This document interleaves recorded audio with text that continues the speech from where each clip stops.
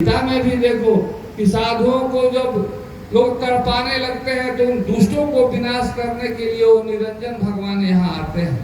वही निरंजन भगवान जब आए थे राम बन करके, और जब उनका जन्म जब हुआ तो गुरु जी को बुलाकर, गुरु वशिष्ठ जी को बुला करके नामकरण संस्कार हुआ। हमारे आपके सनातन धर्म के अंदर में 16 संस्कार बताए गए हैं। गर्भाधान संस्कार से लेकर अंतिम श्राद्ध क्रिया, अंतिम संस्कार होता है। तो गर्भाधान संस्कार भी लोग भूल गए। वो समय पर ध्यान नहीं कि स्त्री के पास कब जाया जाता है। जब शादी लड़का लड़की का जब संबंध विवाह जब होता है तो नक्षत्र को, समय को देखा जाता है। उसी समय में लड़का को लड़की के पास भेजा जाता है। तो उस समय से जब उसको जानकर गर्भाधान संस्कार होगा तो घर में अच्छे पुत्र पैदा लेंगे, विद्वान घर के अंदर में भक्त पैदा लेंगे, महान पुरुष पैदा लेंगे। जब मांस खाकर, दारू पी करके, गजा पी करके, भांग खा करके जानवर के तरह जाकर औरत से संभोग करोगे तो तेरे यहाँ जानवर पैदा नहीं लेगा तो क्या इंसान थोड़ी पैदा लेगा? नचनिया बजनिया यही तो जन्म लेगा। तो संस्कार लोग भूलते चले गए, कारण कि सत्संग से लोग हट गए, कुसंग में जाकर फंस गए। दुनिया में दो ही संग है, एक सत्संग है, दूसरा कुसंग है, तीसरा तो कोई संग है नहीं। तो सत्संग में कहीं आते जाते हो तो सत्संग में आना, तो ये अपने आप को समझ लो कि आपका समय कुसंग में बीत रहा है। तो हानि कुसंगत, बालकांड में गोस्वामी जी कहते हैं कि हानि कुसंगत सुसंगत लाहू अलोकन वेद विदित सब काहू। कुसंग से हानि होगा भाई, आज नहीं तो कल उसका फल हानि है, और सुसंग से लाभ मिलेगा। कुसंग में जाओगे कुमति होगा, और कुमति होगा तो घर में क्या होगा?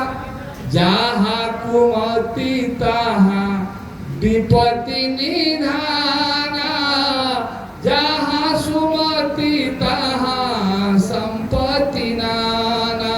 जिस घर में 4 भाई हैं, चारों में राय है, चारों में सुमति है, वहाँ संपत्ति है। जहाँ कुमति है, घर में 4 औरत है, चारों में राय नहीं है, देखो घर की दशा क्या है। घर में 4 भाई हैं, 5 भाई हैं, पांचों में राय नहीं है, देखो घर की क्या दशा है। तो जहाँ सुमति तहाँ संपत्ति नाना, जहाँ कुमति तहाँ विपत्ति निधाना। तो कुमति बाजार में मिलेगा, सुमति बाजार में मिलेगा नहीं, ये तो सत्संग में। सुमति कहाँ मिलेगा? कुमति कैसे भागेगा? तो देखो ये कबीर साहब ने लिखा है कि तिमरी गया रवि देखते, कुमति गया गुरु ज्ञान, असुमति गया यति लोभ से, कि भक्ति गया अभिमान। जब गुरु का ज्ञान मिलेगा तो कुमति भाग जाएगा। हम लोग आज भी 3 भाई हैं, गांव के लोग कहते थे पिताजी मर जाएंगे इनके, ना तो देखना इनके घर का। पिताजी को मरे हुए 4 साल हो गए, आज भी वही प्रेम है जो विवाह के पहले प्रेम था तीनों भाई। गांव के लोग तमाशा देखते हैं, कहते हैं धन्य है ये तीनों भाई। और तीनों भाई के 2-2 लड़के, हमारे 4 लड़के, पूरा परिवार आज भी इकट्ठा है, एक जैसा। आज भी वही प्रेम है जो बचपन में हम लोग खेलते थे, आज भी एक भाई की भाई की तरह उसी तरह प्रेम आज भी।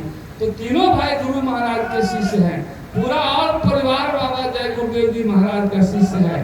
तो कुमति तभी भागेगा जब आप गुरु के पास जाओगे, जब गुरु का ज्ञान आपको मिलेगा, कुमति भाग जाएगा। बैठा बैठा ना। तो कुमति गया गुरु ज्ञान, असुमति गया अति लोभ से, भक्ति गया अभिमान। तो प्रेमियों, मैं आपको बता रहा था कि देखिए ये गुरु महाराज हमारे आपको बताए, और कि त्रेता युग में वही राम जब आए तो गुरु वशिष्ठ जी ने उनका करण संस्कार, तब उनका नाम राम रखा गया। उसके पहले राम नाम नहीं था, उसके पहले नारायण नारायण सतयुग में लोग कहते थे। त्रेता में राम नाम आया, उसके बाद जब द्वापर युग आया, कंस का जब अत्याचार बढ़ा, अपने ही पिताजी को जेल में बंद कर दिया, नरसंहार करने लगा, गर्भपात करने लगा, छोटे छोटे बच्चों को मारने लगा। तो उस दुष्ट को मारने के लिए वो कृष्ण भगवान बनकर द्वापर में आए। तो जब वो आए तो गर्ग ऋषि को बुला करके और नामकरण संस्कार जब हुआ तो उन्होंने उनका नाम राम, ये कृष्ण और बलराम रखा। तो नामकरण संस्कार 5वां संस्कार है। आप भी अपने बच्चे बच्ची को नामकरण संस्कार कराना चाहिए, और नहीं हो सके तो कम से कम माता पिता का भी अधिकार है नाम रखने के लिए। तो बच्चों का नाम बढ़िया रखो, ऐसा नाम मत रखो बाइनॉमियल नॉमेनक्लेचर में। द्विनाम पद्धति कार्ल वॉन लिन्ने वैज्ञानिक का शोध है कि नाम का असर इंसान पर पड़ता है, इसीलिए बच्चों का नाम बढ़िया से रखना चाहिए। तो प्रेमी देखो, जब जब हो धर्म के हानि, धर्म क्या है? ये घंटी डोलाना, ये चंदन कंठी माला पहन करके 3 घंटा पाठ वाचना धर्म नहीं है। जहाँ दया तहाँ धर्म है। जब हृदय में दया है तो आपके पास धर्म है। अगर दया आपके पास नहीं है तो आपके पास बिल्कुल धर्म नहीं है। तो हमारे बाबा जी कहते हैं कि देखो, सबसे पहला काम है शरीर की सुरक्षा। शरीर ही ठीक रहेगा तभी तो तुम भजन करोगे, तभी तो किसी का सेवा करोगे। शरीर में रोग हो जाएगा तो क्या कर सकते? कुछ नहीं कर सकते हो। तो इसके सुरक्षा के लिए बाबा जी ने कहा शुद्ध शाकाहारी भोजन करो। मांस, मछली, अंडा, ताड़ी, दारू, गांजा, भांग खाना पीना छोड़ दो। इससे बीमारी आ जाती है। जैसे बीमारी आ जाएगी, शरीर में साध्य रोग पकड़ लेगा, इसका कोई इलाज दुनिया के अंदर में नहीं। देखो आज कितने लोग परेशान हैं, बीमारी पकड़ लिया, डॉक्टर कह दिया ये शुगर हो गया है तो चीनी नहीं खाते, बिना चीनी का चाय पीते, इतना सुंदर खीर बनता नहीं खाते, इतनी सुंदर मलाई और रसगुल्ला और ये दूध खोआ का मिठाई बनता नहीं खाते। क्यों? शुगर हो गया है। भात नहीं खाते, चावल खाते। आज आत्मा के कल्याण के लिए महात्मा कहते हैं कि मांस, मछली, अंडा छोड़ दो। ये मांस क्या है? ये देखो बाजार में जो मांस बिकता है, आप ही हो बाजार में जाते हो, सब्जी जब खरीदते हो तो बढ़िया बढ़िया बैगन, बढ़िया बढ़िया टमाटर, बढ़िया बढ़िया परवल बीन बीन कर तराजू के पल्ले में चढ़ाते हो।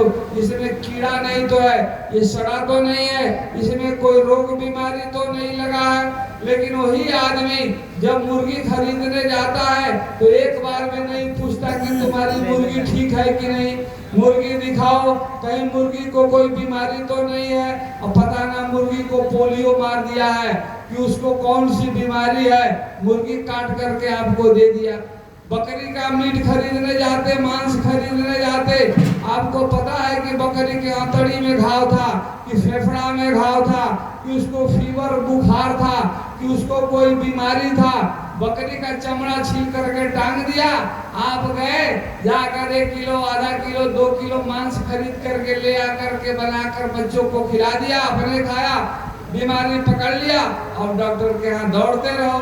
सारी कमाई तुम्हारी खत्म हो जाएगी अगर एक ठो बढ़िया बीमारी पकड़ लिया। तो बाबा जी ने कहा मत खाओ, ये तेरा भोजन नहीं है। परमात्मा ने तुमको जो भेजा है, तेरा भोजन भी यहाँ भेजा है। वह जो भोजन है मांस, मछली, उस भोजन करने वाले जानवर अलग हैं। जिसको बाबा जी कहते हैं जो जीभ से चाट करके पानी पीता है, जिसका दांत नुकीला नुकीला है, जन्मते आंख से नहीं देखता, शरीर से पसीना नहीं निकलता, जिसमें छोटी आंख होती है, जो अल्प आयु होता है, उसका भोजन मांस है। जैसे कुत्ता है, बिल्ली है, भालू है, बाघ है, चीता है, शेर, उसका भोजन मांस है। कुत्ता के सामने मांस फेंक दो, कोई उसको तेल मसाला का काम नहीं, कोई बॉयल का काम नहीं, सड़ा हुआ मांस भी खा जाएगा, ताजा मांस भी खा जाएगा, क्योंकि उसका भोजन है। वो जीभ से चाट करके पानी पीता है, थोड़ा सा पानी पी लेगा, छोटी आंत है, उसी में उसका भोजन हजम हो जाएगा। और मांस नहीं खाने वाला जो ओठ से खींच के पानी पीता है, जिसका दांत चपटा चपटा है, जिसके ये नाखून चपटे चपटे हैं, जन्मते आंख से देखता है, शरीर से पसीना निकलता है, लंबी आंत होती है, दीर्घायु होता है, उसका भोजन मांस नहीं है। जैसे गाय, भैंस, भेड़, बकरी, हाथी, घोड़ा, ऊंट, बंदर और मनुष्य का शरीर। देखो गाय के नाक में मांस डालो, गाय नहीं खाएगी। घोड़ा के नाक में मांस डालो, घोड़ा नहीं खाएगा।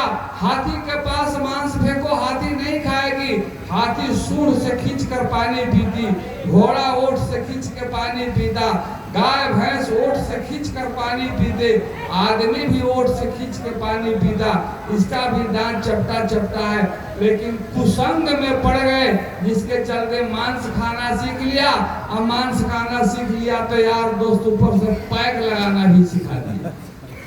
अब तू खाने लगे, आदमी जानवर का रूप तूने बना लिया। अपने ही घर में अपनी बीवी को, अपने बच्चे को मारता पीटता। तेरा रूप चेहरा देखकर बीवी भागकर कोने कोने में छुपती है। तेरा घर नरक शमशान जैसा बना हुआ है। इंसान इनको छोड़ दो, नहीं छूटता है तो आओ मेरे पास। बाबा जी ने कहा करोड़ों लोगों को छुड़ा दिया, आपका भी छूट जाएगा। तो बाबा जी कहते हैं कि ये तेरा भोजन नहीं है। तू साग सब्जी, फल फ्रूट, दही दूध, घी, काजू किशमिश, ये तमाम बाजार में अच्छे अच्छे चीज है, उनको खरीद कर भोजन करो। आपको मना नहीं करते, ठंडा पियो, लस्सी पियो, जूस पियो, बाबा जी मना नहीं करते। बाबा जी कहते हैं कि ऐसी कोई नशा मत करो जिससे बुद्धि पागल हो जाए, माँ बहन बेटी की पहचान खत्म हो जाए। तो बाबा जी कहते हैं कि देखो, और ये शरीर के अंदर में ये साग भाजी भोजन डालो, हल्का भोजन करो। मैं तुमको रास्ता बता देता हूँ। घर परिवार में रह के, बाल बच्चा के साथ में रह के, खेती बाड़ी, दुकानदारी, बिजनेस, व्यापार का नौकरी ईमानदारी से करो।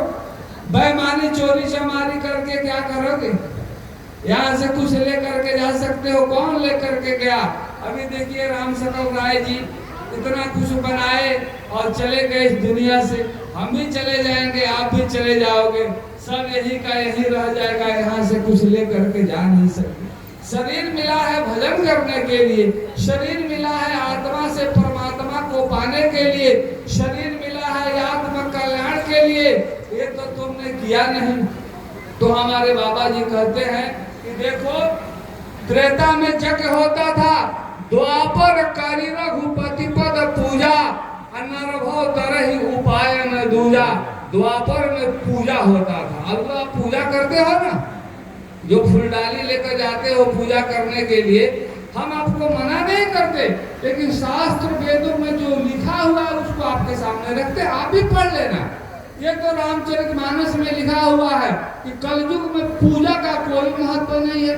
कलयुग जोग जगे न जाना, कलयुग में तो पूजा का कहीं महत्व नहीं है। अच्छा, पूजा का परिभाषा भी आपको मालूम नहीं।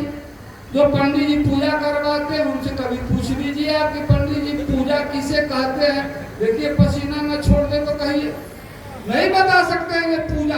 पूजा की विधि जानते हैं, पूजा का परिभाषा नहीं परिभाषित कर सकते हैं वो कि इसके अच्छा चढ़ाइए, फूल चढ़ाइए, चंदन रोड़ी, ये तमाम चीज। ये देखो, इसको चढ़ाने से एक दृष्टांत सुनाते हैं। एक सेठ जी के यहाँ एक आदमी गया भेंट करने के लिए, और जब गया सेठ जी के यहाँ तो नौकर बोला कि बरामदे में बैठिए, साहब को बुला रहे हैं।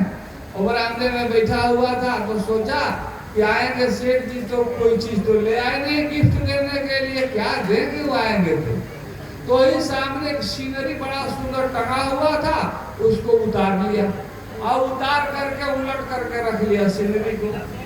और जैसे सेठ जी जब आए तो वही सीनरी सेठ जी को दे दिया।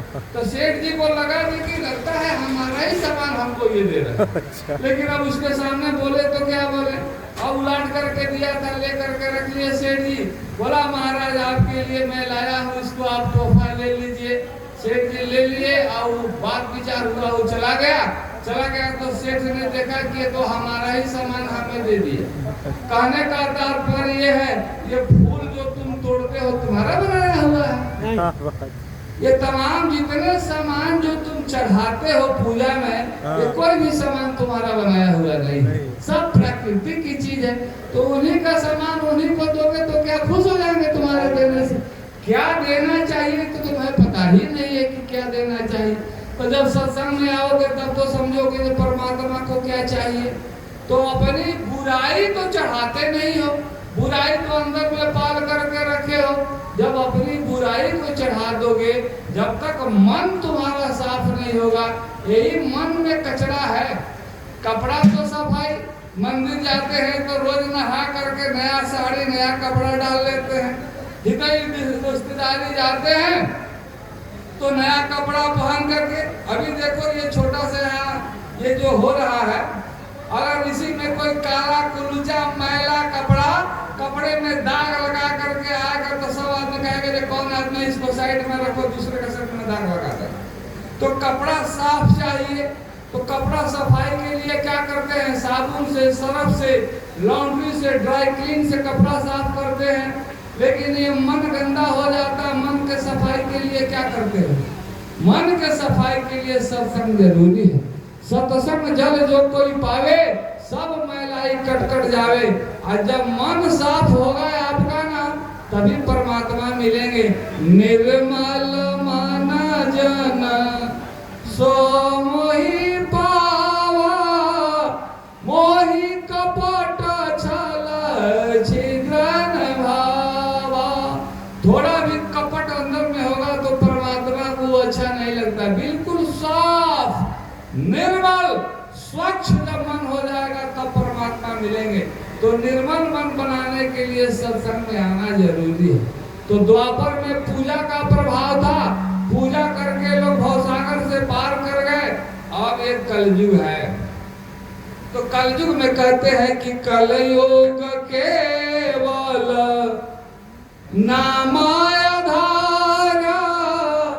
सुमिरा सुमिरा नारा उतर ही पारा।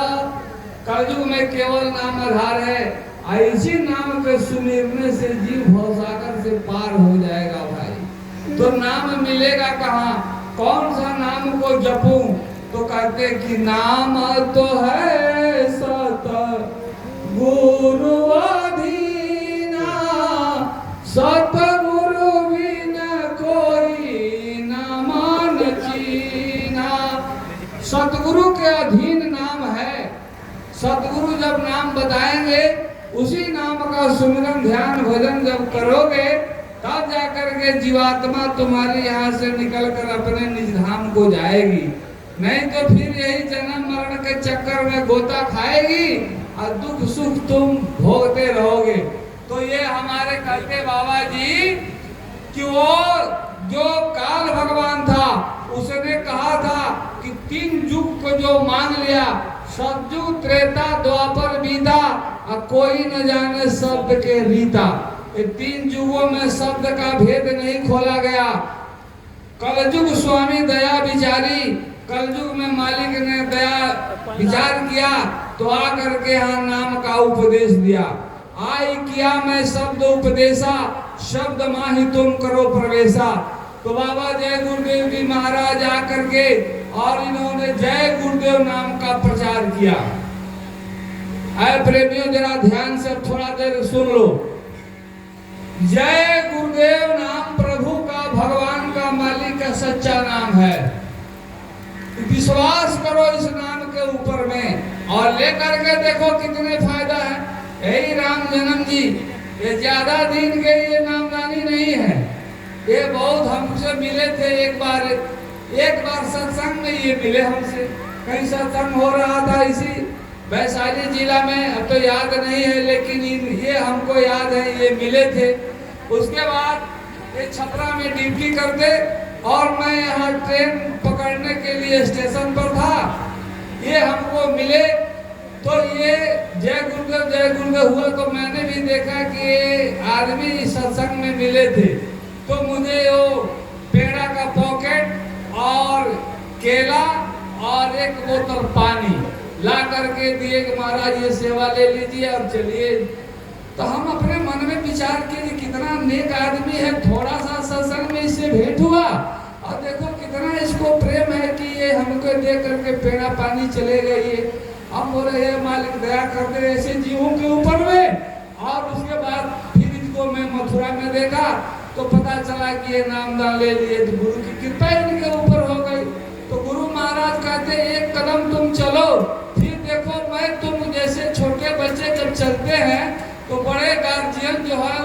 संभालने के लिए रहते हैं कि बच्चा गिरने ना पाए, और फौरन आदमी, तो वही हाल है। एक कदम तो चलो, खड़े तो हो, तब तो गुरु की महिमा देखो कि गुरु महाराज की कितनी किल्लत है। करोड़ों आदमी आप अभी तो होली का कार्यक्रम हुआ मथुरा के अंदर में, प्रोजेक्टर लगाए गए थे, बड़े बड़े प्रोजेक्टर लगाए गए, क्योंकि महाराज जी दिखते नहीं थे इतने दूर इतने, अब तो और फिर आगे बढ़ा दिया गया, मंच बढ़ा दिया गया है। तो प्रेमी, अब दुनिया में कहीं शांति नहीं। और बाबा जय गुरुदेव जी महाराज कहते थे, हम लोग सत्संग में जाते थे तो बाबा जी कहते थे कि बच्चा आगे देखना, पूरे विश्व के लोग भाग कर यहाँ आएंगे, दुनिया में कहीं शांति किसी को मिलेगी नहीं, शांति यहीं पर मिलेगा। और देखो समय वो आ गया, आज विश्व की क्या हाल है। बाबा जी ने कहा था, ये हम कहा हुआ नहीं, अपने कान से सुना हुआ बात आपको बताते हैं। बाबा जी ने कहा है बच्चा, चंडी मसाल लेकर के घूम रही है, उसका काम होगा विश्व के बैंक को खाली कर देगी। जब आर्थिक तंगी आ जाएगी, लोग जब व्यवस्था जब गड़बड़ हो जाएगा, महामारी भयंकर बीमारी जब आएगी, तब देखना लोगों की चिल्लाहट। अभी तो थोड़ी सी गैस का प्रॉब्लम हुआ तो क्या हाल देखा है आपने, आगे चलकर इंटरनेट फेल कर जाएगा, फिर देखना है आगे क्या दशा होगी। ऐसे वैसे वायरस आएंगे। बाबा जी ने कहा था कीटाणु बम, बोले थे कि बाबा हुआ आएगा कीटाणु बम, लाशों पर लाशों का होगा नजारा। अरे सुनते तो जाओ संदेशा हमारा। बाबा जी के पहले सूरदास जी ने लिखा है कि 12 कोस सिखा हो ज्योति, 12 कोस पर एक एक चिराग दिखाई देगा। तो 12 कोस यानी बरजो का 36 किलोमीटर का एरिया तो साफ होगा ही। अंदाजा लगाओ कैसा समय हो, ज्यादा दिन का समय नहीं रह गया। अभी देखो ये जो लड़ाई जो हो रहा है ईरान और इस्राइल में, ये वो लोग भी तो भोजन करके अच्छे घर में सोते थे, और धनी मनी देश है। मैं सऊदी अरब रियाद में 8 वर्ष तक मैंने सर्विस किया है, तो वहाँ हम लोग यहाँ से जाते हैं तो वहाँ के लोगों को तो नौकर ही बन के जाते हैं। तो कितना वो अच्छा कपड़ा पहनते हैं, तो एक नजर देखता है, कहता है कि देखो कितना ये अपने को पहना है। तो वहाँ का भाई वो अरबाब आदमी है, अब अपने घर में सोए थे, रात में बम गिरा, क्या दशा बन गई है। वैसे ही भाई कब क्या हो जाएगा कोई भरोसा नहीं है। 100 साल का उम्र है कि पल भर का खबर नहीं। श्रीमद् भागवत में लिखा है कि दुर्लभो मनुष्यो देहो देहि नाम क्षण भंगुरा। ये शरीर दुर्लभ है, बड़ी सौभाग्य से मिला है, लेकिन क्षण भंगुर है, कोई ठिकाना नहीं है, आज है कल रहेगा कि नहीं रहेगा। अभी आ रहे थे ट्रेन में फोन आया, दिलीप यादव एक तो थे और बिजली विभाग में काम करते थे, सिवान में छपरा के रहने वाले थे, मथुरा गए थे, मथुरा से आए होली खेल करके, 2 दिन के बाद हार्ट अटैक कर गया। फोन आया, बोला अरे क्या हो गया, तो हार्ट अटैक कर गया। तो ये क्षण भंगुर है, इसका कोई ठिकाना नहीं है। हम अब क्या बड़े बड़े लोग, ये देखो अहमदाबाद से ट्रेन जा रही थी, 242 आदमी बैठे थे, विश्व लेवल का आदमी, साधारण आदमी नहीं थे, मुख्यमंत्री जैसे लोग उसमें बैठे हुए थे।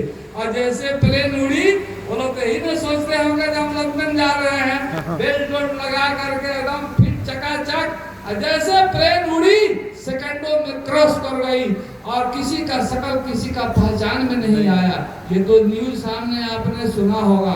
तो परमात्मा कब क्या कर देगा कोई भरोसा नहीं। इसलिए काल करे सो आज कर, आज करे सो अब पल में परलय होएगा, बहुरी करोगे कब। इसीलिए समय को व्यर्थ न जाने दो। ये जय गुरुदेव नाम प्रभु का, भगवान का, मालिक का सच्चा नाम है, लेकर के देखो। तो बाबा जी कहते हैं मांस मछली अंडा ताड़ी दारू गांजा भांग खाना पीना छोड़ दो, ये बुराई है, अच्छी चीज नहीं है। तुम्हारे शरीर के अंदर जाएगी तो नुकसान ही करेगी। तुम्हारे अंदर बहुत तरह के नुकसान है इसको खाने से, इसको छोड़ दो। साग सब्जी फल फ्रूट दही दूध खूब भोजन करो। 24 घंटा में 23 घंटा खेती बाड़ी, दुकानदारी, बिजनेस, व्यापार, नौकरी, दफ्तर का काम ईमानदारी से करो। मैं दुआ बरकत देने वाला कभी नहीं होगा। क्या फायदा, वो चोरी बेईमानी से कमाते हैं। अब मैं तो यही देखता हूँ कि जो कमाते हैं वो डॉक्टर लेकर चला जाता, कोर्ट कचहरी में चला जाता, तमाम जगह चला। बाबा जी ने एक दृष्टांत सुनाया था। बाबा जी ने कहा था कि एक औरत थी, उसका पति चोर था, चोरी करता था और बार बार मना करती थी। क्या फायदा चोरी करने से, कितना दिन से चोरी करते हो, यही की परेशानी है, छोड़ दो। लेकिन वो मानता नहीं था। एक दिन एक घोड़ा चोरा करके ले आया और ले आकर के रखा था। औरत देखी कहीं फिर ले आया घोड़ा चुरा करके। सुबह ही हुआ, ले गया मेला में बेचने के लिए।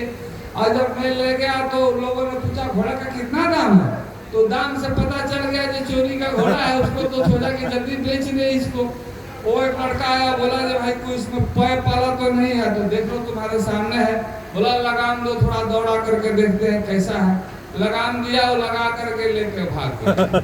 जब लेके भाग गया, इंतजार करते करते जब नहीं तो वो आया, तो औरत पूछी कि क्या हुआ। तो घोड़ा बिक गया। कितना में बेचे हो? तो कहा जितने में खरीदे थे उतने में बेच दिए। क्या फायदा, बाबा जी ने कहा था इधर से आएगा इधर चला जाएगा, कोई फायदा होगा नहीं भैया। हमारे पिताजी बार बार कहते थे बेटा जा रहा है न कहीं से नजायज रुपया एक को घर लेके मत आना, और ये बार बार कहते थे। और देखो घर कितना अच्छा परिवार हम लोगों का है, ये बात हम भी अपने बच्चों से कहते हैं कि नजायज रुपया घर नहीं आना चाहिए। तो जब इस तरह का घर में सद्बुद्धि होगा तो घर का बरकत होगा, घर अच्छे बनेंगे। तो बाबा जी कहते हैं 24 घंटा में 23 घंटा परिवार के लिए काम करो, बच्चों के लिए काम करो। 1 घंटा समय निकाल दो, 1 घंटा समय मांगते हैं वो अपने लिए नहीं, आपके आत्मा के कल्याण के लिए। जो आत्मा इसमें जो बैठी है, शरीर का भोजन तो आप देते हो। शरीर का भोजन अगर 2 दिन भोजन नहीं मिलेगा तो तीसरे दिन तुम्हारी क्या दशा हो जाएगी। ये माँ बहने 2 दिन छठ व्रत रहती है तो तीसरे दिन में नाक से बोलना शुरू कर देती है। क्यों? शरीर के अंदर बल खत्म हो गया है। भोजन से ही तो एनर्जी है, भोजन नहीं तो एनर्जी खत्म। एकादशी व्रत रहती है, दूसरे दिन देखिए उनको मालूम पड़ता है ये गिर जाएगी, चलेगी तो बल खत्म। तो शरीर में भोजन नहीं दोगे तो शरीर का बल खत्म। तो इसमें आत्मा जो बैठी है, आत्मा क्या खाती है तुम्हें पता है? आत्मा का भोजन कभी देते हो? आत्मा का भोजन सत्संग और भजन है। सत्संग में तुम जाते नहीं। देखो सत्संग हमारे यहाँ कल महाराज जी का सत्संग था। श्रद्धेय महाराज जी हमारे आए थे, इतनी भीड़ हुई थी। देवरिया, कुशीनगर और यहाँ सिवान, गोपालगंज, छपरा से लोग गए थे। तो जो सत्संग के दीवाने हैं, आप ही के गांव देखो वैशाली में, ये भगवानपुर से चल करके और ये कहां से सत्संगी लोग सत्संग सुनने के लिए आए। क्यों? ये सत्संग का मर्यादा जानते हैं, सत्संग की बात को समझते हैं। और नहीं समझने वाले इसी घर के अंदर में मेहमान रूप में आए हुए हैं। तो श्राद्ध क्रिया है जब राय साहब का, तो बहुत से लोग रिश्तेदारी में आए हैं, भोजन करके घर में सोए होंगे। अच्छा माई बहनी फूफा काकी का बात कही में लगे होंगे, दरबार पर अमृत बरस रहा है, उनको कोई फायदा नहीं है।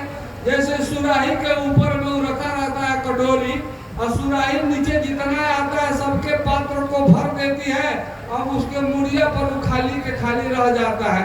वही हाल है, घर में अमृत बरस रहा है, इतनी अच्छी बात चल रही है, यहीं पर वो लोग वंचित है, नहीं समझ पाते हैं इस बात को। क्यों? आगे उनके सौभाग्य में नहीं है, उनके ऊपर हरि का कृपा नहीं है। बिनु सत्संग विवेक न होई, राम कृपा बिनु सुलभ न सोई।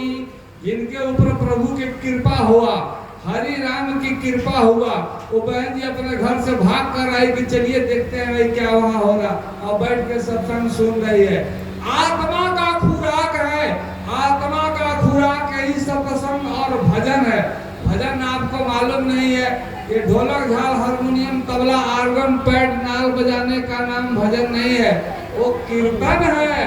भजन तो होता है कान में उंगली डालो, ऊपर से अनहद नाद आ रही है, देववाणी, कलमा, आयतें, भविष्यवाणी ऊपर से जो उतर रही है, उस आवाज को सुनने का नाम भजन है। तो जब गुरु के पास जाओगे तब गुरु तुम्हें भजन करने का रास्ता बताएगा। और वही भजन करने के लिए भगवान शंकर जी मैया पार्वती से कहते हैं कि सुना हो उमा कहूं अनुभव अपना, सत्य हरि भजन जगत सब सपना। है उमा, हरि का भजन सत्य है, बतिया ये दुनिया सपना की तरह है। जिस हनुमान जी का पूजा सभी लोग करते हैं ना, वो हनुमान जी भी यही बात कहते हैं कि कह हनुमंत विपत्ति प्रभु सोई, जब लग सुमिरन भजन न होई।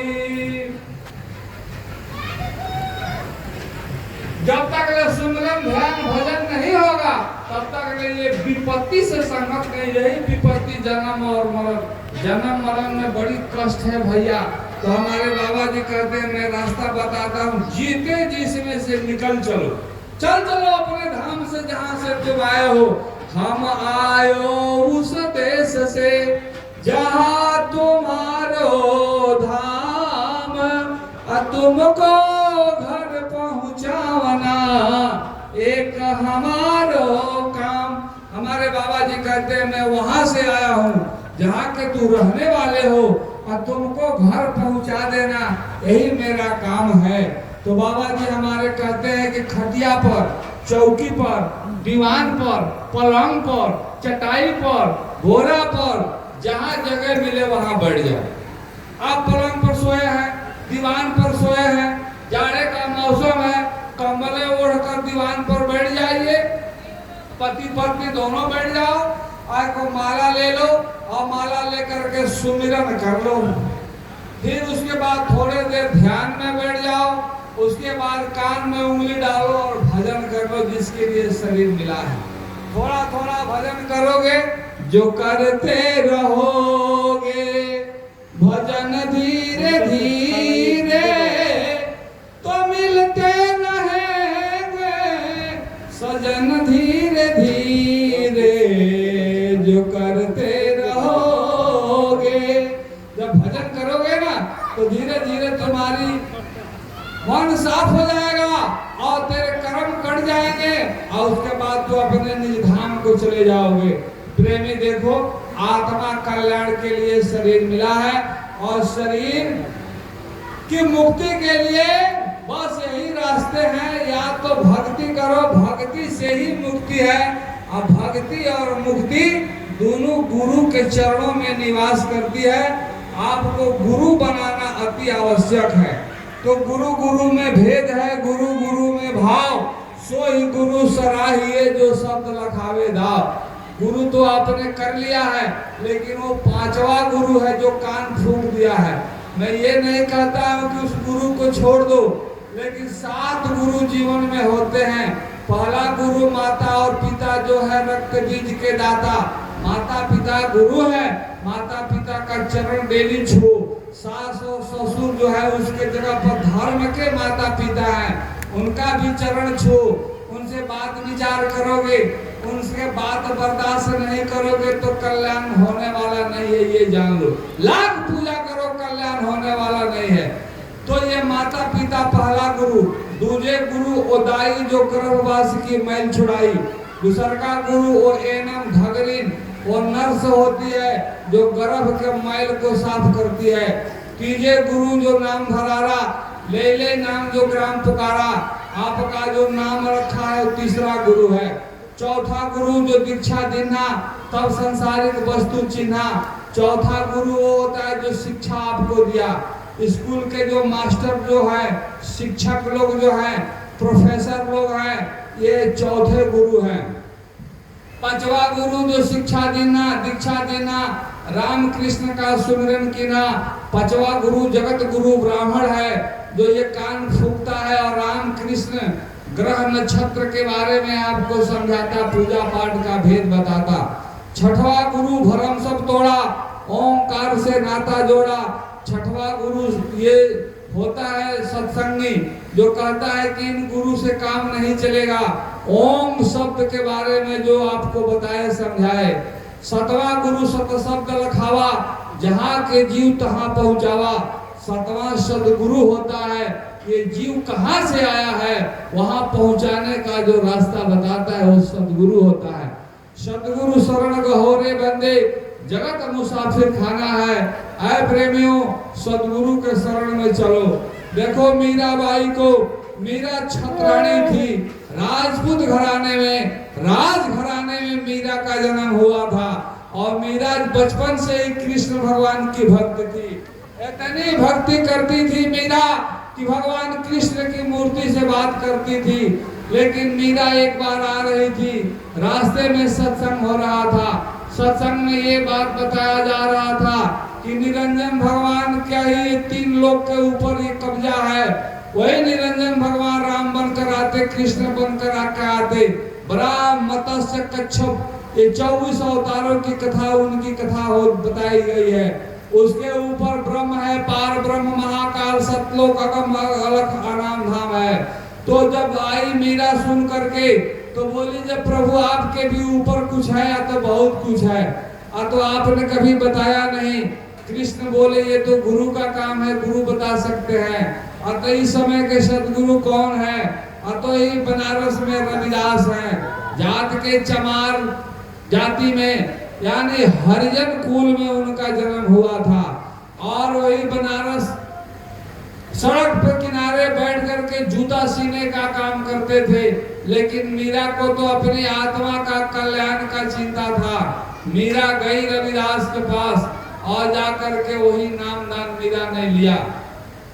जो आज सरदेव महाराज जी जो नामदान जो दे रहे, बांट रहे, जो बताते कि जय गुरुदेव नाम प्रभु का, तो नाम 2 तरह के होते हैं, एक वर्णात्मक और एक धुनात्मक। वर्णात्मक नाम वर्ण में है, जो लिख सकते हैं, पढ़ सकते हैं, कह सकते हैं। धुनात्मक नाम वो अनहद वाणी है, जो लिखने, पढ़ने, कहने की बाहर है। जैसे गोस्वामी जी ने संकेत किया कि शब्द शब्द सब कोई कहे, वह तो शब्द विदेह जिभिया पर आवे नहीं, निरख परख कर ले। इशारा किया कि वही जो निरंजन जो आता है, जो शब्द जो सुनने को जो भजन कहा जाता है, वही असली नाम है। इस वर्णात्मक से धुनात्मक नाम को पकड़ा जा सकता है। गुरु उस रास्तों को बताता है। तो मीरा ने जब नाम ना लिया तो अपने भजन में गाया कि पायो जी मैंने नाम रतन धन पायो। और रतन धन है, नाम धन जो है, उससे बड़ा दुनिया में कुछ नहीं। नाम मिला तो सब मिला, सकल वेद का भेद, और नाम बिना नर के पड़ा पढ़ पढ़ चारों वेद। अगर आपके जीवन में नाम नहीं मिला सतगुरु से, आप जो कुछ भी हो, अपने आप में चालाक, होशियार, ज्ञानी, बुद्धिमानी कुछ भी हो, अधिकारी, पदाधिकारी कुछ भी हो, लेकिन अगर आपको नाम सतगुरु से नहीं मिला तो समझो कि आपका जीवन व्यर्थ और बेकार में बीत रहा। आपका जीवन का कोई मोल नहीं है।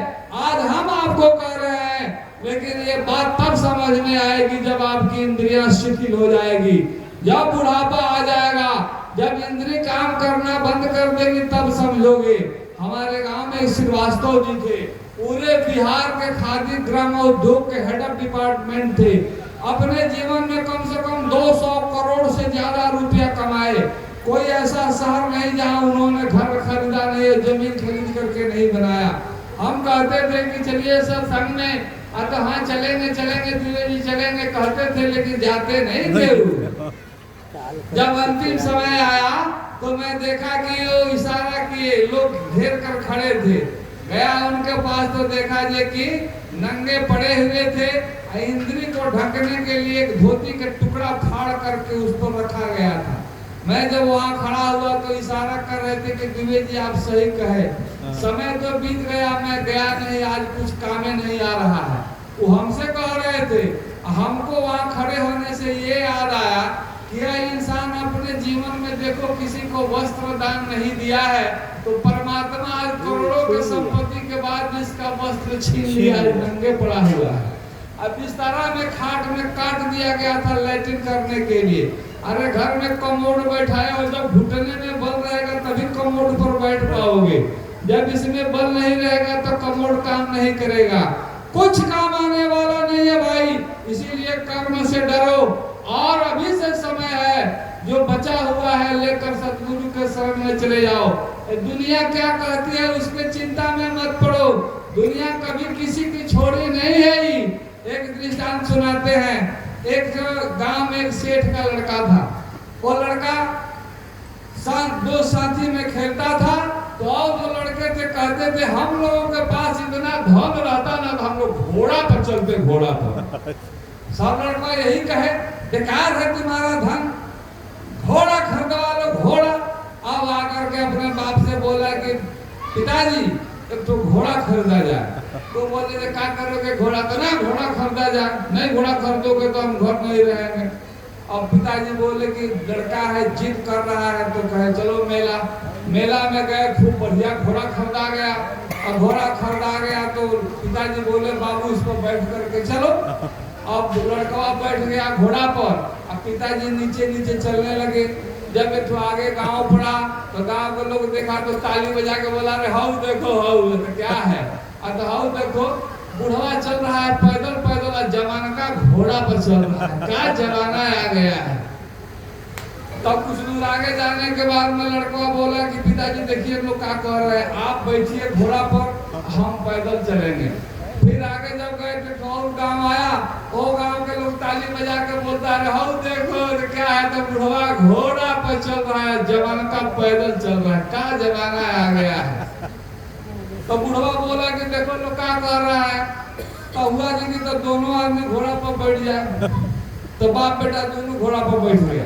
तो गौरी गांव आगे जब पड़ा तो गांव के लोग ताली बजा के बोले हाउ देखो, तो क्या है, गजब कसाई है रे, दो घोड़ा पर बैठा है, घोड़ा का मुंह आ देगा काई, तन तो दया नहीं है, घोड़ा पर दो आदमी कहीं बैठता है।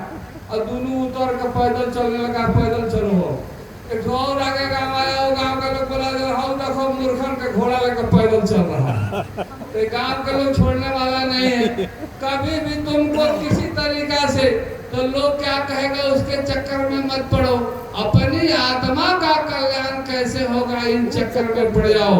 तो हमारे बाबा जी कहते हैं घर परिवार में माता पिता का सेवा करो, आए गए अतिथि का सेवा सत्कार करो, सास ससुर का सेवा सत्कार करो, सबसे मिलजुल करके रहो।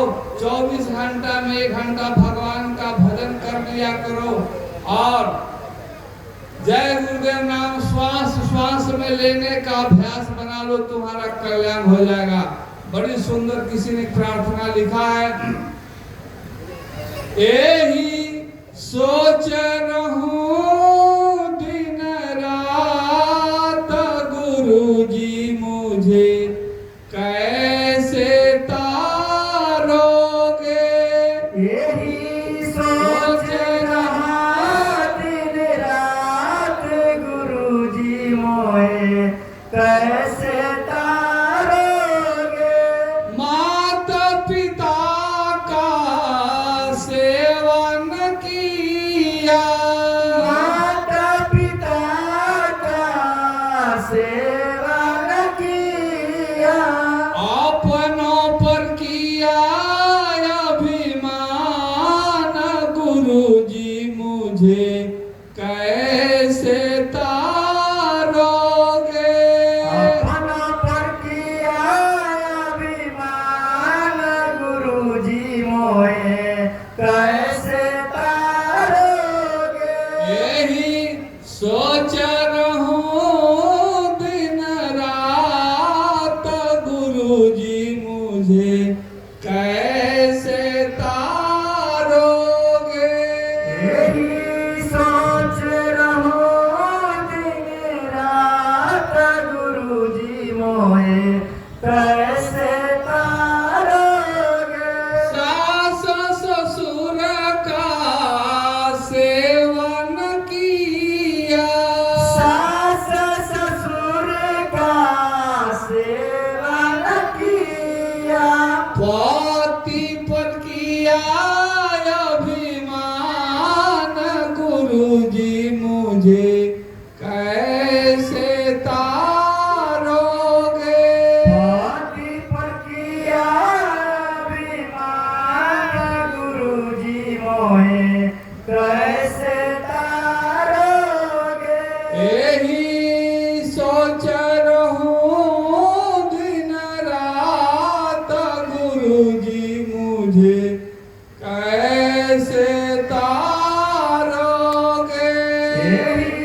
सोच रहूं दिन रात गुरुजी मोहे कैसे तारोगे। दीन दुखियों का सेवन किया, दिन दुखियों का सेवन किया, विद्यापन किया अभिमान गुरुजी मुझे कैसे तारोगे। विद्या पर किया अभिमान गुरुजी मोहे कैसे तारोगे। यही सोच रहूं दिन रात गुरुजी मुझे कैसे तारोगे। यही सोच रहो दिन रात गुरुजी मोहे कैसे तारोगे। साधु संतों का वचन न माना, साधु संतों का वचन न माना, माया पर किया अभिमान गुरुजी मुझे कैसे तारोगे। माया पर किया अभिमान गुरुजी मोहे कैसे तारोगे। यही सोच रहूं दिन रात प्रभु जी मुझे कैसे तारोगे। यही सोच रहो दिन रात प्रभु जी मोहे कैसे तारोगे। अपने गुरु का वचन न माना, अपने गुरु का वचन न माना, अपने गुरु का वचन न माना, अपने गुरु का वचन न माना, भगति पर किया अभिमान गुरुजी मुझे कैसे तारोगे। भगति पर किया अभिमान गुरुजी मोहे कैसे तारोगे। यही सोच रहूं दिन रात गुरुजी मुझे कैसे तारोगे। यही सोच रहो दिन रात गुरुजी मोहे कैसे तारोगे। मुक्ति यही है तरना, तो ऐसे नहीं, सेवा करोगे तब जाकर के मुक्ति मिलेगी। देखो प्रेमियों, ये तो श्राद्ध क्रिया जो होती है वो सामाजिक एक व्यवस्था है, और श्रीमद् भागवत भी पढ़ोगे ना, उसमें ये प्रमाणित है कि इससे मुक्ति नहीं, और गया में पिंडदान देने से भी मुक्ति नहीं है। और देखो, जब गरुड़ पुराण के 16वां अध्याय अंतिम अध्याय पढ़ लेना, उसके अंतिम अध्याय में लिखा हुआ है कि जो जीव अपने जीते जी सतगुरु के शरण में चला गया, सतगुरु का दर्शन अगर कर लिया, उससे नाम की प्राप्ति हो गई। उस जीव को किसी चीज की आवश्यकता नहीं है, उस जीव की मुक्ति निश्चित है, उसकी मुक्ति हो जाती है। प्रेमियों, धन्य है और राम सकल जी, जो कि देखिए उनके, देखो जग के अंदर में अगर एक संत भोजन नहीं किए तो भी जग बेकार ही है। कितना हो बड़ा तू जग करो, कितना हो लोगों को बुलाकर भोजन कराओ, लेकिन वो जग में जब तक संत भोजन नहीं करे तो तमाम प्रमाणित है इसे बात को। राजा युधिष्ठिर ने यज्ञ किया था, इतना विशाल यज्ञ हुआ कि उस यज्ञ के अंदर में सभी लोग, लेकिन उसमें जब यज्ञ की नादना जब नादी गई तो उसके अंदर एक शर्त रखा गया था कि कैसे मालूम पड़ेगा कि यज्ञ हमारा पूरा हो गया। हर आदमी अपना यज्ञ करता है तो कहता है हमारा यज्ञ सफल हुआ, ऐसा तो कोई जगह नहीं हुआ। तो ये मान अभिमान है। तो हुआ कि यज्ञ तभी पूरा होगा, एक घंटा बांध दिया गया और वो घंटा जब अपने से बजेगा तो समझ लेना कि यज्ञ पूरा हो गया। हमारे यहाँ राधे श्याम पांडे जी है बड़का गांव के, कहीं भी यज्ञ होता है तो ले जाकर घंटा बांधते हैं। अपने जीवन भर पेड़ ही लगाए हो, गांव गांव में घूम करके अभी तक कई लाख पेड़ उन्होंने लगाया होगा। तो घंटा बांधते हैं, मैं उनसे खैर वो बात तो नहीं आपको बताएंगे, लेकिन घंटा वो बांधा गया और उस यज्ञ के अंदर अर्जुन भीम नकुल सहदेव यहाँ तक भगवान भी भोजन कर लिए थे। कितने ऋषि महर्षि जोगी जोगेश्वर ज्ञानी ध्यानी पंडित सब लोग भोजन कर लिया, लेकिन घंटा नहीं बजा। तो युधिष्ठिर ने कहा भगवान से कि प्रभु आप हमारे देखने से तो कहीं गलती नहीं हो रहा, आप बताइए ये घंटा क्यों नहीं बजा। तो भगवान कृष्ण बोले कि तुम्हारे यज्ञ में कोई संत भोजन नहीं किया, तो ये इतने दाढ़ी कंठी तिलक चंदनधारी, तो ये संत नहीं है। तो संत कौन होते हैं भाई? तो संतों का कोई भेष नहीं होता। संत गृहस्थ परिवार, संत दो तरह के होते हैं, एक गुप्त संत होते हैं और एक प्रकट संत होते हैं। गुप्त संत गांव में घर में रहते हैं, उनका भेद कोई नहीं जानता। अब प्रकट संत जो होते हैं वो जीव को चेताते हैं, उनको सब जानते हैं। तो गुप्त संत वो जानत वो ही जो देहि जनाई, जान नहीं तुम्हें हो। जब तक लोग अपना भेद नहीं बता देंगे आप उनको नहीं जान सकते। हमारे बाबा जी कहते थे कि 24 घंटा हमारे गले में लटके रहो तो भी हमारा हाल आप नहीं जान सकते, रात दिन हमारे साथ में रहोगे तब नहीं जान सकते हो। तो संतों का भेद जब वो बताएंगे नहीं आप नहीं जान सकते। तो कृष्ण भगवान ने कहा, कृष्ण ने बोलते हैं कि संत वही होते हैं जिनमें अभिमान मात्र का लौलेस ही नहीं हो, वो संत होते हैं। तो बोले जी महाराज ऐसा इंसान कौन से लोक में रहते हैं? स्वर्ग लोक में तो देवता रहते हैं, उनके अंदर में भी अभिमान है। मृत लोक में जितने लोग हैं सबके अंदर अभिमान है। तो कौन से लोक में? बोले आपके इंद्रप्रस्थ में। इंद्रप्रस्थ में तो हाँ, तो कहते तो जाओ ढूंढो तुम्हारा काम है। तो बोले वो भी सुपजों की टोली में रहते हैं, जहाँ के भंगी रहते हैं, डोम की बस्ती भंगी की बस्ती में वो रहते हैं। तो बोले जो उनको बुलाने के लिए तुम जाओ। तो युधिष्ठिर और अर्जुन ये दो आदमी गए उनको बुलाने के लिए। तो गए तो बैठे हुए थे भजन में। और राजा अगर डोमों की बस्ती में चला जाए तो जितने छोटे छोटे लड़के थे सब पीछे पीछे दौड़ने लगेंगे, राजा आ गया, राजा आ गया, राजा आ गया। डोम की बस्ती में कौन जाए? वहां जब गए तो भजन में बैठे थे। इन लोगों ने हाथ जोड़ करके कहा कि आप हमारे, अरे महाराज आप आ गए, आप खबर भेज देते तो हम आ जाते। डोम को बुलाने कौन जाता है? डोम को तो खबर भेज दिया जाता है कि आ जाना फलाना जगह ये व्यवस्था है, भोजन की व्यवस्था है, कोई खबर भेज दिया, आ गए, आप आ गए। आप खबर भेज देते तो हम ऐसे नहीं आए, हमको भगवान कृष्ण ने भेजा है, हम आए हैं।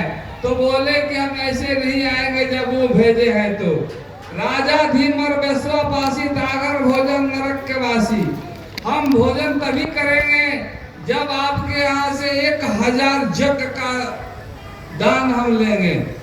मैं वो तो बोले अरे तो पहला जग कर रहे हैं, लौट गए। जाकर के द्रौपदी से इन लोगों ने कृष्ण से कहा, द्रौपदी सुन रही थी। द्रौपदी बोली मैं जाऊंगी बुलाने के लिए।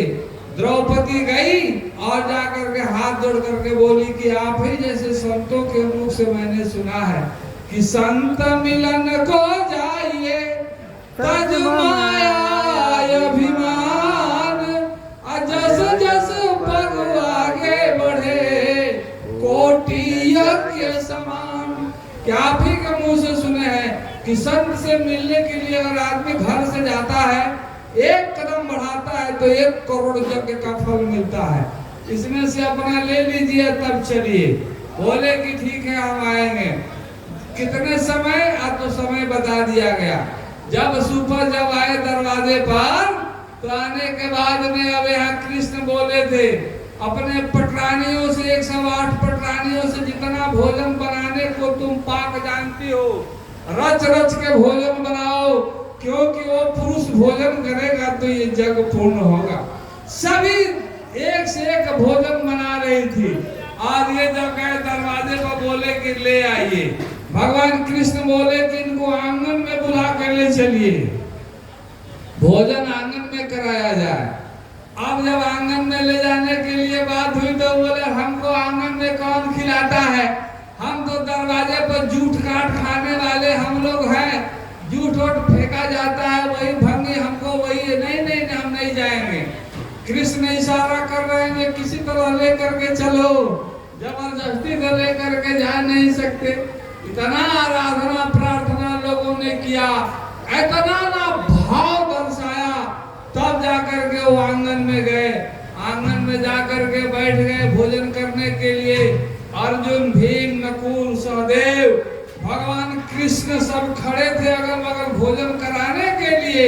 और सब दरवाजे से रुक्मिणी, द्रौपदी, सब लोग अंदर अंदर से सुभद्रा वगैरह सब झांक झांक कर देख रही थी कितना महान पुरुष है कि इसके भोजन करने से यज्ञ पूरा होगा। और जब हर तरह के व्यंजन जब सामने ला करके रखा गया तो बोले अरे इतना भोजन तो मैंने जीवन में कभी नहीं देखा है।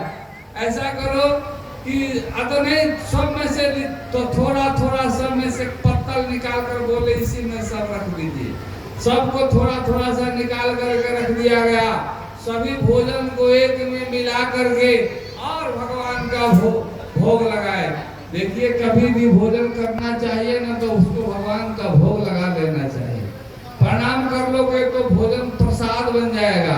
अब प्रसाद जब पाओगे तो प्रसन्नता शरीर के अंदर में आ जाएगी।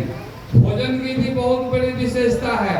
ऐ माँ बहनों, भोजन जब भी तुम बनाओ ना तो माथे पे कपड़ा रख के भोजन बनाया करो।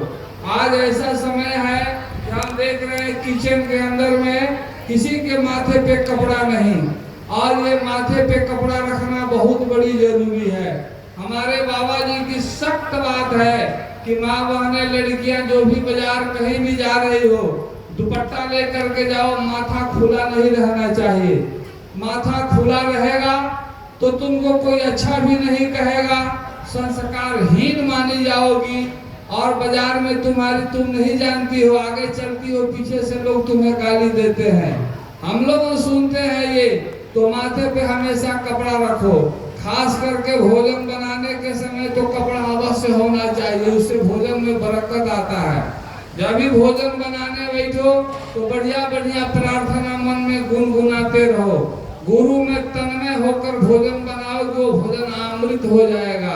अगर मन में क्रोध, मन में गाली गलौज, मन में किसी तरह की द्वेष रखकर भोजन बनाओगे, वही भोजन तुम्हारा पति, तुम्हारा बेटा, तुम्हारा भाई करेगा।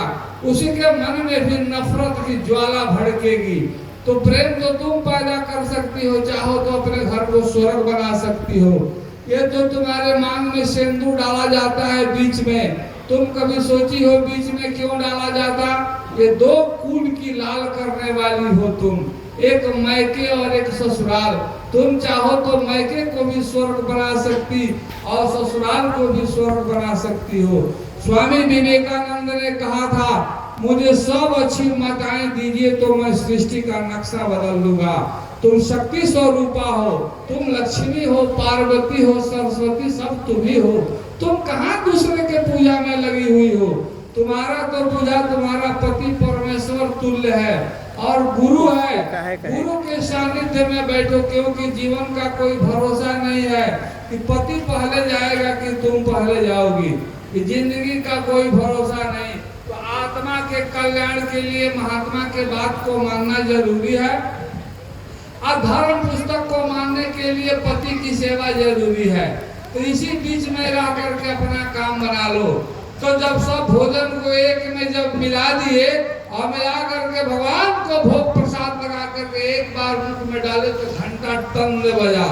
दूसरे बार जब उठाए तो द्रौपदी के मन में शंका समा गया। घर के अंदर बैठी थी और मन में सोच रही है कि देखो मैं कितना पसंद से रच रच के भोजन बनाई कि किसमें नमक कम है किसमें ज्यादा है, कौन ज्यादा टेस्टी हुआ है कौन ज्यादा टेस्टी नहीं हुआ, किस भोजन में ज्यादा इनकी रुचि रह रही है।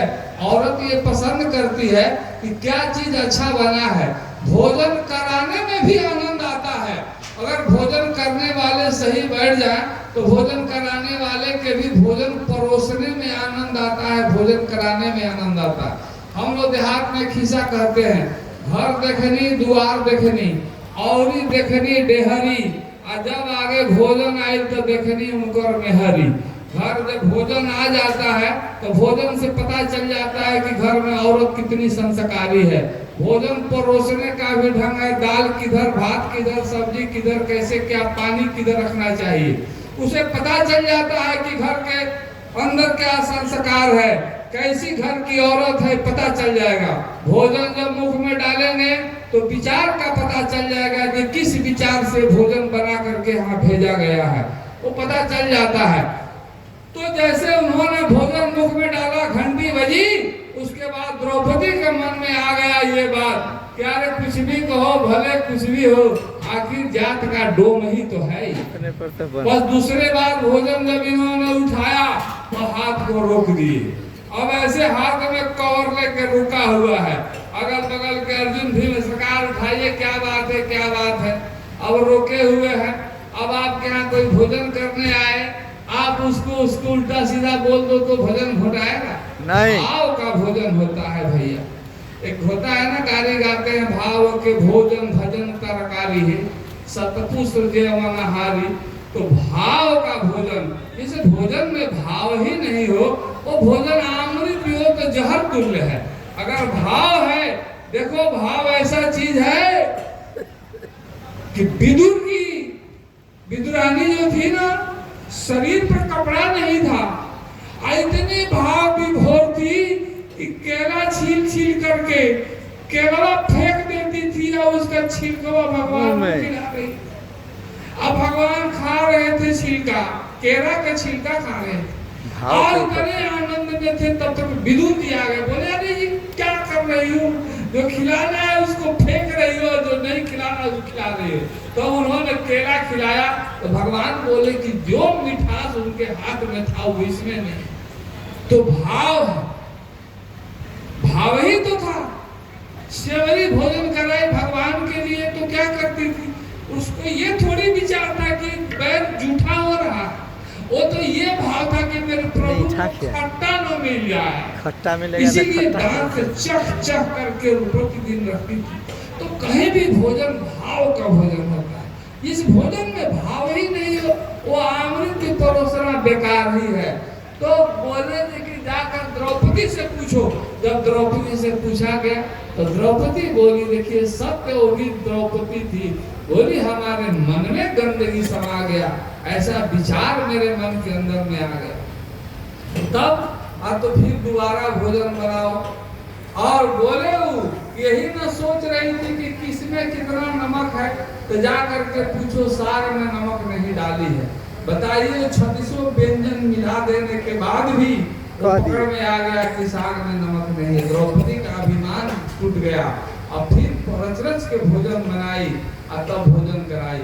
तो राम सकल जी के देखिए जग में इतने संत के शिष्य, जहाँ भोजन एक संत भोजन किए तो घंटा बजा।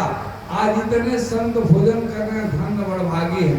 तो अगर ये सतगुरु के शरण में नहीं जाते तो क्या ये एक भी आदमी आकर के यहाँ भोजन कर, एक भी आदमी भोजन नहीं कर पाता है यहाँ करके। तो प्रेमी देखो, ये संत जो होते हैं ना, संतों की बहुत बड़ी महिमा, संतों की बहुत बड़ी महिमा बताई गई। अगर संत आपके जीवन में अगर नहीं मिले तो समझिए आपका जीवन व्यर्थ बेकार। नैनन संत दर्शन ही देखा तो लोचन मोर पंख करी लेखा। गोस्वामी जी कहते हैं कि अगर इस आंख से जीवन में संत का दर्शन नहीं हुआ तो ये आंख नहीं मोर का पंख है। संत की बहुत बड़ी कृपा बताई गई है, संत की बहुत बड़ी महिमा गाई गई है। तो बाबा जी ने एक मंदिर बनाया है मथुरा के अंदर में, उसका नाम है सूरत शब्द योग नाम योग साधना मंदिर। अभी सरदेव महाराज जी बिहार के दौरा पर कोरोना में आने वाले थे, लेकिन कैंसिल हो गया, नहीं आ पाए।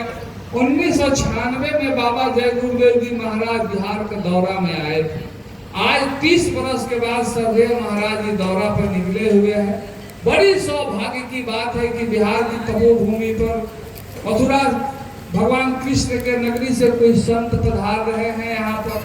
क्या प्रेमियों, कब डेट है जी? 27, 28 27 और 28 इसी महीने में, ध्यान रखना। 27 और 28 तारीख को एक भगवानपुर, यहाँ से थोड़ी दूर पर है भगवानपुर, 27 की, और 28 तारीख को चक्रव्या में सरदेव महाराज जी का आगमन हो रहा है। हमारे यहाँ 2 दिन 14, 15 और 16 तारीख को था। देखिए, एक भी चंदा किसी से नहीं लिया जाता, न कहीं से अनाज पानी मांगा जाता है कि भाई भंडारा कराना है, चावल दीजिए, आटा दीजिए, कुछ नहीं। घर घर जा करके कम से कम 25-30 गांव, 10-10 गाड़ियां घूम रही थी, दरवाजे दरवाजे जा करके पर्चा बांट करके हाथ जोड़कर कहा गया कि भाई आ रहे हैं, थोड़ा आप आइए सत्संग सुनने के लिए। जरूर कोई ना कोई बात है। और भी कहीं दुनिया में जग होता है तो दरवाजे पर आपके आएंगे तो कहेंगे चावल दीजिए, जग हो रहा है तो सब सेवा दीजिए। कुछ पैसा चंदा के 1 पैसे की बात नहीं, बस केवल आप चल करके सुनकर दर्शन कीजिए। ये सौभाग्य है भाई। फिर ऐसा समय जीवन में आएगा कि नहीं आएगा, इसका कोई ठिकाना नहीं है, इसीलिए अब की बात चुकना नहीं है। बड़ा बैरी ये घट मन में इन्हीं को जीतना कठिना, बार बार कहा जाता है मथुरा जाने के लिए, लेकिन ये जीव मथुरा नहीं जा पाता। तो यही भगवानपुर में आ रहे हमारे प्रेमी आपको बताएंगे। तो अब की बात तैयार रहिए और भगवानपुर चल करके कम से कम सुनिए तो कि महाराज जी कह क्या रहे हैं, बात क्या है, आखिर ये बात बताना क्या चाहते हैं। 2 घंटा के लिए बैठ करके आप उनके सत्संग को सुनिए। 2 घंटा में आपका कुछ जाएगा नहीं। और ये विश्वास रख लीजिए अपने अंदर में कि आप गुरु के दरबार में जा रहे हो ना, तो बनेगा ही, बिगड़ने का तो बात ही नहीं है। हम जिस वक्त 1997 में मथुरा में जब गए नामदान लेने के लिए, उस समय हमारी स्थिति बड़ी दयनीय थी। लेकिन जब मैं मथुरा में गया और बाबा जी ने कहा था कि ये बच्चे आए थे फटे फटे पैजामा कुर्ता पहन करके, और आज मैं कह दूं मंच पर से तो जितने लोग बैठे हैं सबके लिए 4 चक्का का गाड़ी खरीद करके दे सकते, इतना दौलत दिए हैं। तो मांगो जो तुमको चाहिए, दौलत मांगो दौलत मिलेगा, विद्या मांगो विद्या मिलेगा, मुक्ति मांगोगे मुक्ति मिलेगा। ओ हर तरह से बाबा जी जो है संपन्न है और सब चीज देने वाले हैं, भंडार भरा हुआ है। तो प्रेमियों चलो, ये धन दौलत मांग कर क्या करोगे, ये तो यही छूट जाएगा। अपनी बुराई चल करके चढ़ा दो। तो मैंने बताया मथुरा में नाम योग साधना मंदिर बना है, उस मंदिर के अंदर में अगरबत्ती फूल कपूर नहीं चढ़ता है, उसमें इंसान अपनी बुराई चढ़ाता है। मथुरा में चलो, अभी देखो होली के कार्यक्रम में ये सब लोग गए थे मथुरा, हमेशा जाते हैं आपके ये वैशाली जिला से, और हाजीपुर वैशाली से वहाँ भंडारा चलता है। आपका भोजन का व्यवस्था, आपका रहने का व्यवस्था, किसी तरह का कमी नहीं है। हमारे ललित माठ साहब हैं आपके सिंधवानी के, और ये जिम्मेदार व्यक्ति हैं हाजीपुर के, और ये हमारे विश्वबंधी जी बैठे हुए हैं। ये लोग सेवा में वहाँ लगे रहते हैं हमेशा।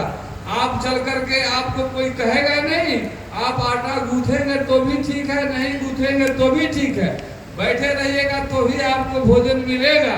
अभी देखो हमारे यहाँ देवरिया जिला गोद लिए थे, वहाँ से औरतें आई थी, रात दिन रोटी बना रही थी, सेवा चल रहा था, उसके बाद गांव में प्रचार कर रही थी जाकर के। तो आपकी सारी व्यवस्था एक बार चल करके देखो। वैसे मथुरा भगवान कृष्ण की नगरी है, बरसाने, नंदगांव, गोवर्धन, वृंदावन घूम घूम करके देख लेना। फिर बाबा जी के मंदिर को देख लेना। बाबा जी की मंदिर इतनी विशाल मंदिर है, सूरत शब्द योग नाम योग साधना मंदिर। वो मंदिर इतना बड़ा है कि 60,000 आदमी एक साथ बैठ करके मंदिर में भजन कर सकता है। और मैं ये कहता हूँ कि यही एक भारत में ऐसा मंदिर बना है, विश्व में एक ऐसा मंदिर बना है जिसमें मांस मछली अंडा दारू शराब खाने वाला का पैसा नहीं लगा है। इसमें शुद्ध शाकाहारी लोगों का दिया हुआ पैसे से ये मंदिर बना है। बकिया दुनिया में जितना मंदिर बना है, सारे मंदिर में शबाबी कबाबी जुएरी ये गलत ढंग का कमाया हुआ पैसा भी लगा है। लेकिन हमारे बाबा जी कहते थे कि बच्चा अपने सच्चाई और ईमानदारी की कमाई में से 1 रुपया दे दो।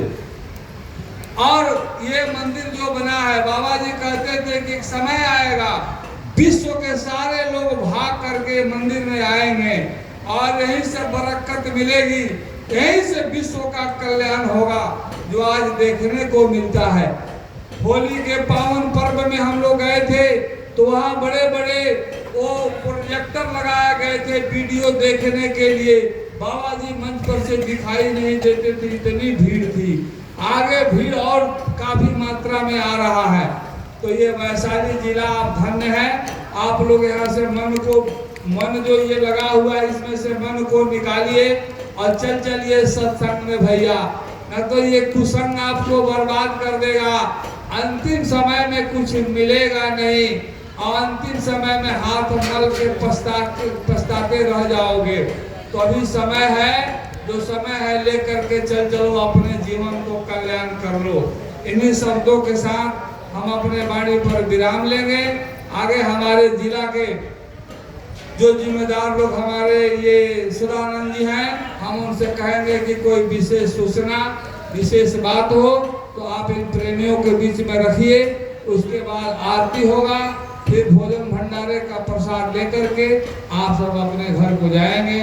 बोलिए जय गुरुदेव, जय गुरुदेव। भाई ऐसा है कि वैशाली जिला का एक नाम है, तो ऐसे आवाज लगाते हैं कि मालूम पड़ता है कि आप लोगों को शरीर में जान ही नहीं है। अरे थोड़ा जोरदार आवाज लगाइए कि मालूम पड़ेगा कि हाँ वैशाली जिला के लोग, तो सही आदमी कम है। आवाज लगाइए जोरदार, जय गुरुदेव। अभी संतोषजनक आवाज नहीं हुआ। एक बार दोनों हाथ उठा करके पूरा जोरदार जोर से जय गुरुदेव। ये बात है।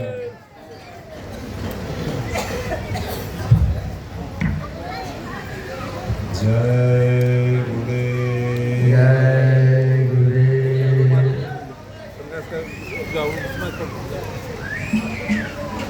ला मैं बोल जाएगा बोल जय गुरुदेव।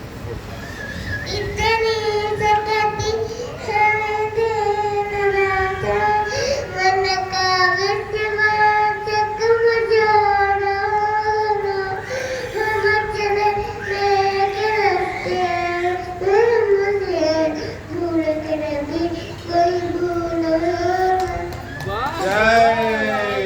जय गुरुदेव। प्रेमियों, हमारे बीच गोपालगंज से चल करके मालिक का संदेश हम लोग के बीच रखे। मानव का जन्म से मृत्यु तक उन्होंने संक्षेप में लगभग हर बात बता दी। और हर मानव के साथ, हर जीव के साथ, विशेष करके मानव के साथ ये होता है। और जीव जो हैं 84 लाख जोनी, एक तत्व से बने, 2 तत्व से बने, 3 तत्व से बने, 4 तत्व से बने। लेकिन मानव तन ये जो निर्माण हुआ 5 पूर्ण तत्व है। इसलिए इस पर हर तरह से आज पशु के जोनी में या पौधा के जोनी में या फिर मवेशी के जोनी में लोग सत्संग नहीं सुन पाएंगे। जब भी सुनेंगे तो मानव के तन में सुनेंगे। और मानव द्वारा ही यह जीवात्मा को परमात्मा में पहुंचाया जा सकता है। इस गुण रहस्य को हम लोग को बीच में रखा गया। हम लोग का ये ध्यान देना है, कमाना खाना सारे इंसान को है। अपने बाल बच्चा, समाज के लिए, परिवार के लिए। सभी लोग करते हैं, हम लोग भी करते हैं। याद रहे, गुरु महाराज कहते कि जीवात्मा पर तुम दया करो, यही तुम्हारा साथ जाएगा। एक प्रार्थना भी है कि यही भजन तेरा साथ चलेगा, पावेगा आराम मन तू भजो गुरु का नाम। जो गुरु ने आपको नाम दान बख्शिश तो दिया, उस नाम को इन्होंने बताया कि 24 घंटा में 2.5 घंटा 10वां भाग होता है, वो तुम गुरु के नाम पर दो। इसके लिए न फूल चाहिए, न पत्ती चाहिए, न घंटा चाहिए, न घंटी चाहिए, न नहाना है, न धुआना है। ये हृदय, ये तन को, ये शरीर का हृदय यहाँ है और जीवात्मा का हृदय यहाँ है। इसको से तुम परमात्मा को जगाओ। बहुत बहुत धन्यवाद हमारे दुबे जी को, जो हमारे बीच गुरु महाराज को संदेशा को रखे। और विशेष संदेश यह है कि हमारे जिला में यह गणतंत्र का धरती है। इस धरती पर महाराज जी, पूज्य महाराज जी पधार रहे हैं 26 तारीख को लगभग 5 बजे। हम सभी लोगों से आग्रह करेंगे, हमारे जितना भी प्रखंड अध्यक्ष है, गुरु भाई है, महान है, गैर सत्संग के लिए सभी से, कि आप लोग 26 को शाम में पधारे वहाँ और महाराज जी को सेवा में लगे। और विशेष संगत का भी बात उस दिन होगी। और जो आमंत्रण पत्र जो है, आमंत्रित जो पत्र छपा है, वो अपने अपने प्रखंड में ले जाए, पोस्टर बैनर ले जाए। और 10 दिन लगातार, जब से यहाँ प्रचार शुरू होगी उस समय से हम लोगों का भी प्रचार करना है। तो प्रचार हर प्रखंड में इस सत्संग का प्रचार जरूर करें कि महाराज जी आ रहे हैं। अपने हिसाब से आपको 20 तारीख को वहाँ पधारे, सभी लोग 20 तारीख के पधार करके आमंत्रण पत्र ले लें। और 26 को शाम में हर लोग पधार करके उनको स्वागत कर लगे। 27 को सत्संग है, फिर 27 को शाम में चक्रप्या अस्थिपुर हमारे सुरेश बाबू यहाँ बैठे हुए टारधारी, इनके यहाँ सत्संग है। 27 को आगमन होगा, 28 को सत्संग होगा। ये 3 दिन हम लोग अपने जीवन का बहुमूल्य समय निकाल करके वहां पर आवे। इस बात को सत्संगी तो भली भांति समझ रहे हैं, गैर सत्संगियों से मेरा अनुरोध है कि आप लोग भी वहां पर पधारें। किसी तरह का कष्ट वहां नहीं होगा, सारी व्यवस्थाएं वहां की जाएगी। इसी वचन के साथ अपने वाणी पर विराम देता हूँ। आशीष है और कुछ कहना है? मास्टर साहब कुछ संदेशा रखेंगे और आरती कराएंगे। जय गुरुदेव।